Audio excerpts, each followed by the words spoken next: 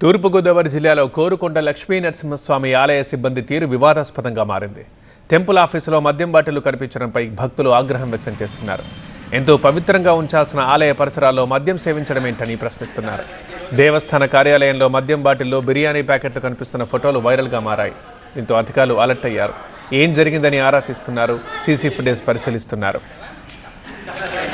Social మీడియాలో వైరల్గా మారడంతో అన్నవరం దేవస్థానం అధికారులు దర్యాప్తు చేపట్టారు. విచారణ అనంతరం బాధ్యులపై చర్యలు తీసుకుంటామని దేవాదాయ శాఖ అధికారి నాగేశ్వరరావు అంటున్నారు. పోలీస్ కంప్లైంట్ ఇచ్చారు, ఎంక్వైరీ జరుగుతుంది. ఎంక్వైరీ అయిపోయిన వెంటనే వాళ్ళు చర్యలు తీసుకుంటారు. మాకు అంటే వాళ్ళు ఏదో కన్వీనియంట్ కోసం చేసుకుంటారు, ఇలా జరుగుతుందని ఊహించుండరు. 4-5 ఉన్నప్పుడు కానీ లాకండ్కి మన దగ్గరే ఉండాలి, ఎవరైతే కంప్యూటర్లో ఉండాలి. ఈసారి నుంచి అలా జరగకుండా చర్యలు తీసుకోమని.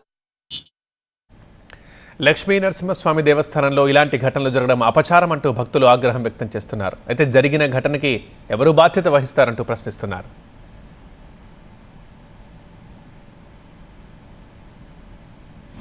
ఈ గుళ్ళో మద్యం మాంసం కూడా విచ్చలవిడిగా లభిస్తోంది అని చెప్పి హిందువులందరికీ కూడా చాలా బాధాకరంగా ఉంది. దీని నిమిత్తమై అసలు ముందు ఈ దేవస్థానంలో ఎవరైనా అన్నవరం దేవస్థానం వాళ్ళు దత్తత తీసుకున్నటువంటి వ్యక్తులు ఎవరైనా బాధ్యత తీసుకుంటారా? లేదు దేవస్థానం ధర్మకర్త గారు బాధ్యత తీసుకుంటారా?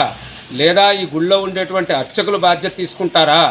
ఎవరు బాధ్యత తీసుకున్నా కానీ అక్కడ గుళ్ళో దొరికినటువంటి మద్యం కానీ మాంసం కానీ వీటికి సంబంధించినటువంటి అపవిత్రమైన వస్తువులు దొరకడం గురించి కానీ గుడి చుట్టూ లభిస్తున్నటువంటి బెల్ట్ షాపుల్లో గుడి చుట్టూ ఉన్నటువంటి మద్యం షాపుల గురించి ఏ విధమైన చర్య తీసుకుంటారో, ఎవరు చర్య తీసుకుంటారో మేము వేచి చూస్తున్నాం.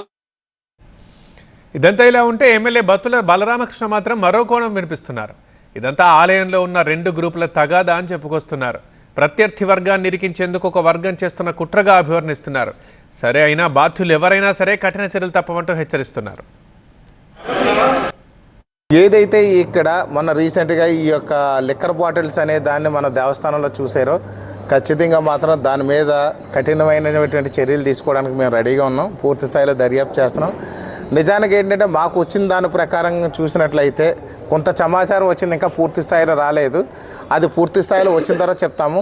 నిజానికి అది ఫోటో ఒక వ్యక్తిని టార్గెట్ చేసి ఆ వ్యక్తిని టార్గెట్ చేసిన దాని మీదట అతను వ్యక్తి ఉన్నప్పుడు ఒక ఫోటో, అలాగే ఆ లిక్కర్ బాటిల్తో కూడా 4 బ్రాండ్లు తెచ్చి టేబుల్ మీద పెట్టినట్టుగా పోలీసుల దర్యాప్తులో కూడా కనిపిస్తుంది. అది 4 రకాల బ్రాండ్లు ఒక చోట కూర్చొని తాగే అవసరం ఉండదు ఎప్పుడు కూడా. ఏదో 4 తాగాలని అనుకుంటే ఓ 2 బాటిల్ తెచ్చుకుంటారు. అందులో ఎవరికైనా జనరల్గా మళ్ళీ కూడా చాలామందికి అలవాట్లు ఉంటాయి. అలవాటు ఉంటే ఒకటి బీర్ తాగేవాడు ఉంటే బీర్ సెపరేట్గా తెస్తారు, ఫుల్ బాటిల్ తెచ్చుకుంటారు, అందరూ కలిసి తాగుతారు.